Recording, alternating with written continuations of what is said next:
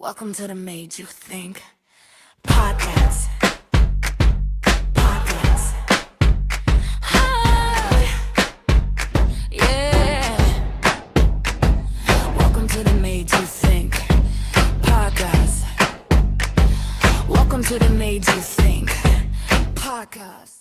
Hey everyone, and welcome back to the Made You Think podcast. I'm your host, Megan Scorp.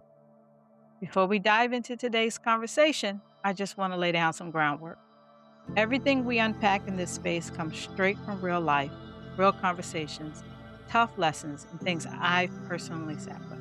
I'm not here to pretend I have all the answers because I know I don't, or tell you how to live your life. My goal is simply to just give us something to think about, to shift our perspective a little bit and, look at our daily lives through a completely fresh lens. And honestly, today's lens requires us to look into the mirror with total honesty. Because we like to believe we take people as they are. But if we're being real, most of us judge others based on who we are. We create these silent, invisible agreements in our minds, fully expecting people to love, give, and show up with the same exact energy we do.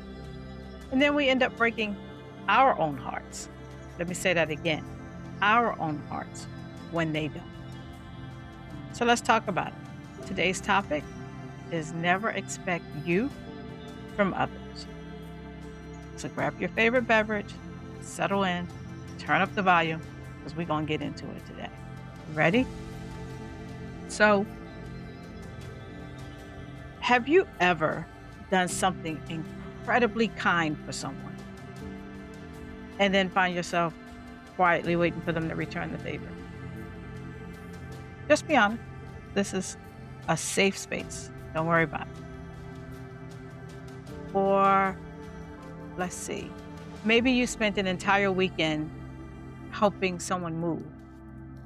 And 6 months later, when you're the one surrounded by boxes, everybody's busy. They just outright unreachable. They got plans. They can't help you. So it makes you think, right? So maybe you're the person who answers every late night call, listens to every story, celebrates the accomplishments of your friend's spouse, understand every pitfall with just a or nod of your head. You sit there, you listen, you try to help them carry their weight. But the minute you need a listening ear, it's like their phone turned into a museum exhibit, completely untouchable, unavailable, just like sitting there on display. Yeah. Make you think? You're reflecting on some past stuff? Yeah, I did. See, a lot of our deepest disappointments don't actually come from what people do. They come from the expectations we set for them. So think about that. We assume they'll be loyal because we are. We assume they'll remember because we remember. We assume they'll be honest because we're honest. We assume they're willing to sacrifice because that's exactly what we would do. And you know what assuming does, right? We ain't gonna go there. So when they show us something different, we're shocked and completely thrown off. Like, oh my gosh, how could they not do that? How could they lie to me? We're basically giving people tests they never signed up for. Exams based entirely on our standards, our values, and our character. And then we get frustrated when they fail the test. And they failed the test because they didn't even know they were taking it. So let's be real. We've all written an emotional contract in our heads at some point. Nobody else signed it. Nobody read it. Nobody even knows that they exist. But we're still upset that they're violating the terms and conditions of the contract. Did I hit a nerve? And so you know what happens when we live by these unwritten contracts? We turn our relationships into a business ledger and start keeping score. Feel me? Think about how exhausting that is. You have a mental spreadsheet running in the background of your mind at all times. Having things such as, I text them 3 times this week first. I feel like I'm always the one that's reaching out. Or maybe I brought them lunch last month and they haven't brought me lunch yet. Or how about I listened to them complain about their boss for 2 hours on Tuesday. And when I called them the other day, they didn't have time for me. See? Does that sound right? Does that sound like things that are in your head? Because when you start keeping score, your generosity stops being a gift and starts becoming a loan. You aren't giving out of love or kindness anymore. You're investing with the expectation of a return. And when that person doesn't pay up in the exact currency you want, whether that's a text back or an invitation to lunch or just matching the same favor, you declare emotional bankruptcy. You feel slighted. But here's the hard truth we have to face. A relationship cannot survive when it's being managed by an accountant. If you're showing up for people so that they will owe you, that's not a connection. That's manipulation wrapped in a bow of helpfulness. Now, it's hard to admit that, I know. It stings a little. But when we expect people to act exactly like us, we end up resenting them for debts they never even agreed to borrow. Think about that. Because see, one of the hardest pills to swallow in life is realizing that people don't always love, care, or give the way we do. And it's not always because they're malicious or trying to one-up someone or anything of that. Sometimes they're just different. And let me help you. Your heart isn't the universal operating system for everyone else.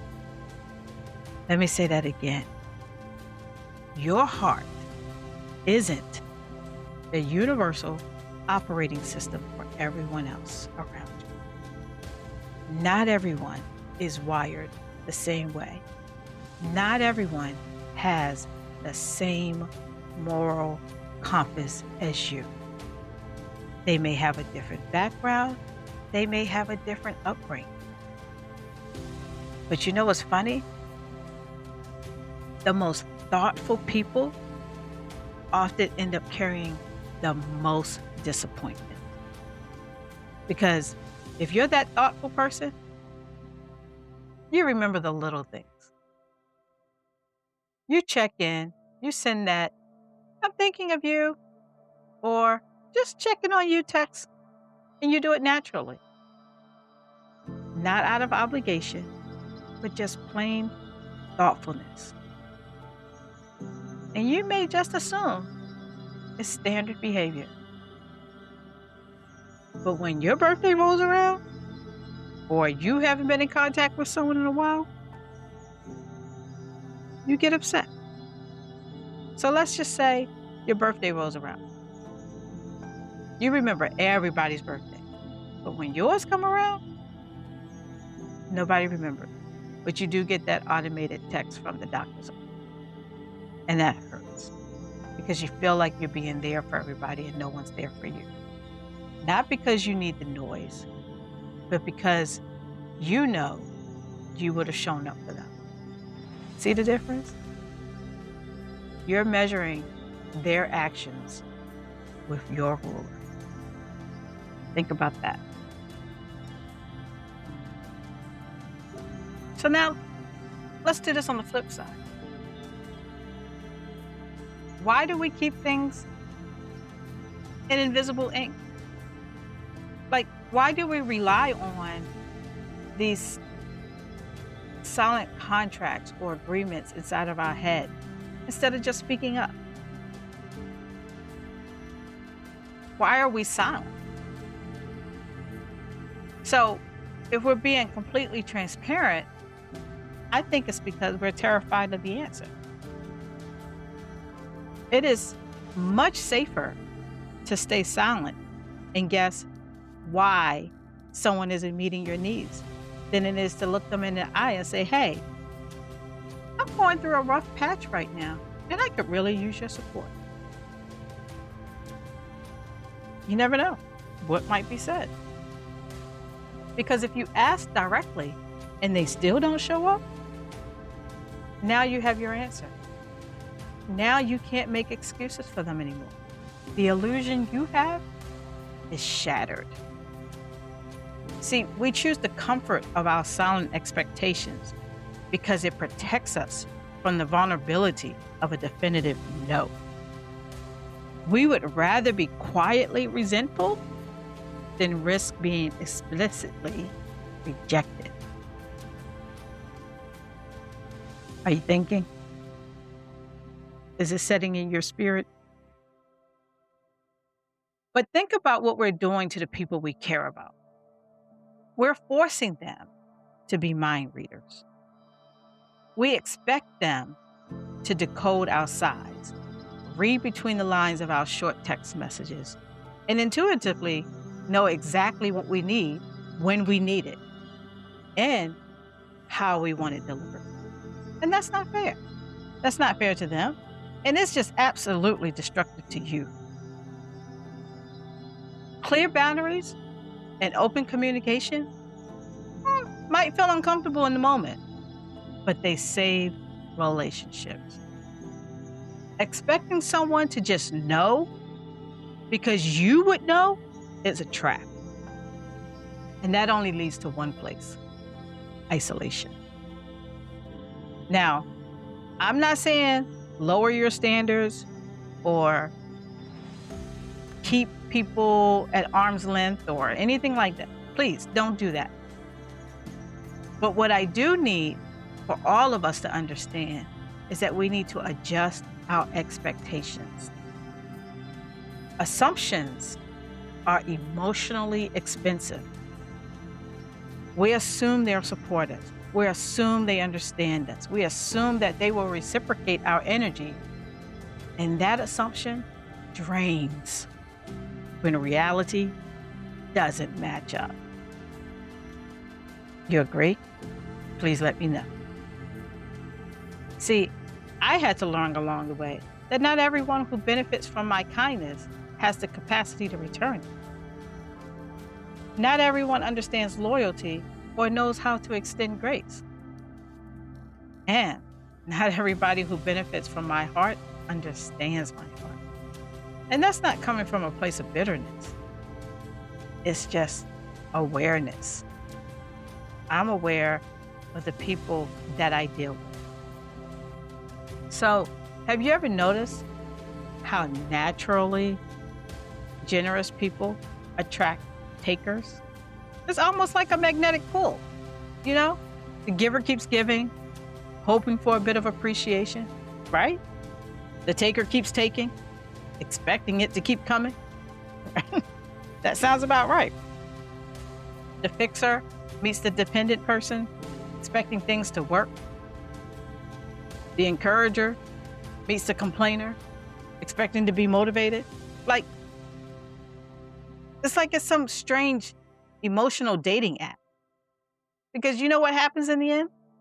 The giver feels used, the taker feels entitled, and everyone else is just left drained. Are you thinking? Because see, the truth is simple. People can only give what they have inside of them. You can't demand emotional maturity from someone who hasn't done the work. You can't expect empathy for someone who hasn't even learned it. Because simply, you can't draw from an empty well. And that's not judgment. That's reality. And that's knowing where people are in their life. Because see, sometimes the disappointment isn't even about them. It's about us.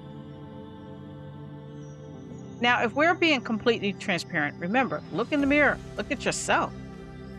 We're often trying to love people into versions of themselves that they haven't even committed to becoming. Did I hit a nerve? See, we see the potential and start expecting them to act like that fantasy version in our heads, instead of the person they're showing us right now, accepting them. And when we say they've changed, a lot of times they didn't change. We just finally saw them clearly. And clarity can feel like betrayal when you've been living on hope. Hope that they would be the person that you fantasized in your head. Hope that they're the person that you molded for them to become. And remember, people, every person is an individual. Am I making you think? Now, before you start side-eyeing your friends and family,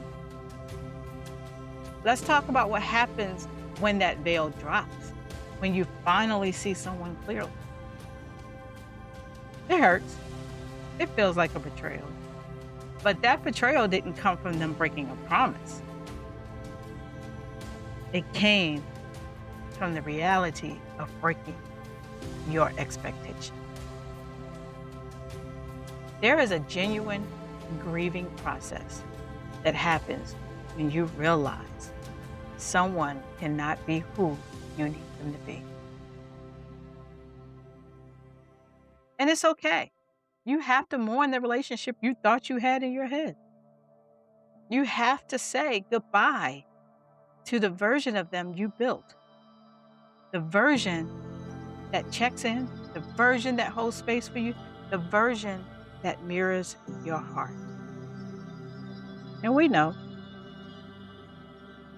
grief is uncomfortable. It makes us want to push back, fight, or try harder to fix it. We think, well, if I give a little more, or if I explain my feelings one more time, they'll get it. But I'm sorry to say, they won't. You cannot teach someone a language they aren't ready to speak. Accepting people for who they actually are means letting go of who you wish they were.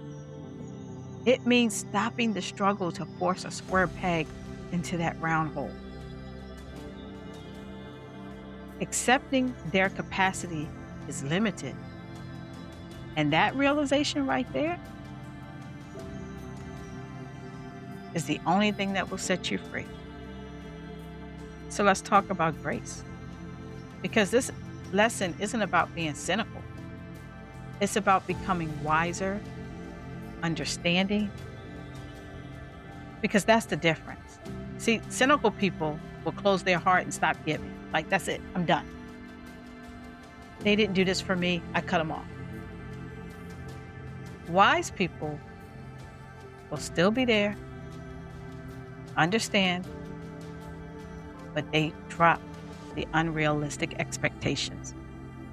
They help because it aligns with who they are, not because they're trying to buy future loyalty or collect some emotional points. They help because it's their nature. But don't get it twisted. They will stop giving when they know it's not worth their time.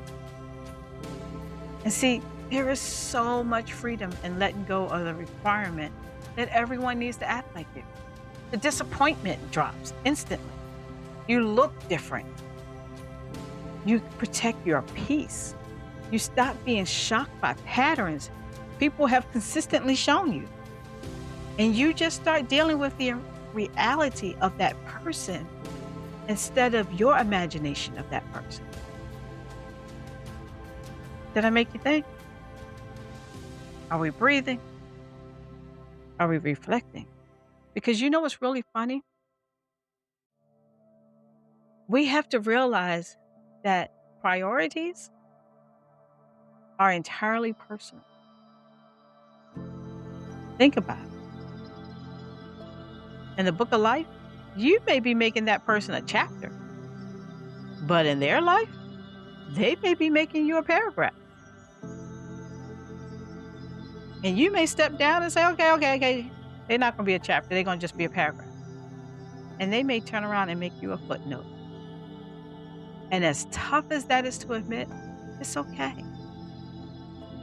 Every relationship isn't meant to carry the exact same weight.